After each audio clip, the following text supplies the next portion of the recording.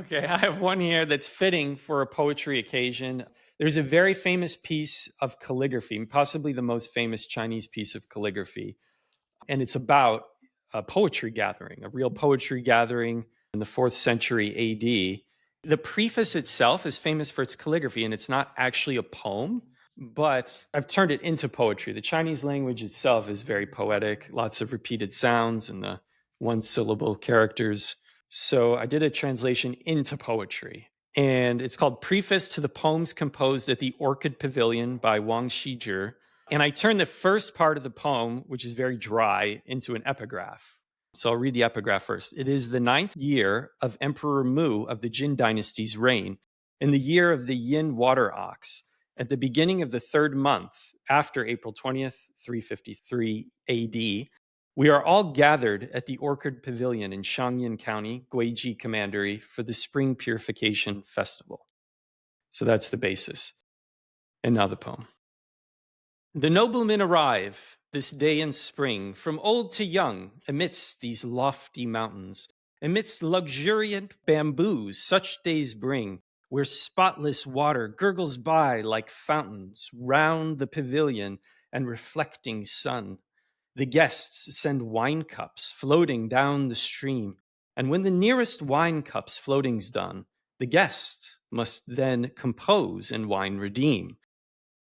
Although we lack a minstrel's cheerful glow, a cup of wine and poetry suffice for letting conversation warmly flow. Today the sky is bright, the air is nice, a gentle breeze blows freely like our mirth. When looking up, the universe is vast. When looking down, abundance fills the earth. Contentment greets the mind that wanders past, a host of sights and sounds of pure delight. How wonderful to know joy's greatest height. All men together live upon this earth, and some of them will share their deepest dreams in private with a friend who seems of worth, while others recklessly pursue their schemes. And yet, whatever choice one makes in life, whether very sound or very rash, when something happy happens, joy is rife. But this, and youth too, lose to history's dash. One becomes weary, losing heart, regretting. The joy is gone as quickly as a blink. A memory distant as a star that's setting. All is ordained to turn to dust and sink. It's been said, birth and death are both great days. I sigh. How sadly on my mind this plays.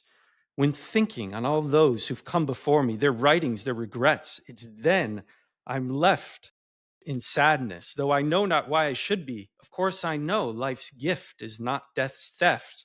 To die when old is not like dying young. And yet, when the future people think of me, I'll be the same as those time has undone. How sad.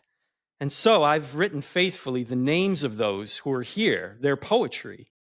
For even though the times and trends will change, what we regret remains eternally the same, and you and I are not so strange.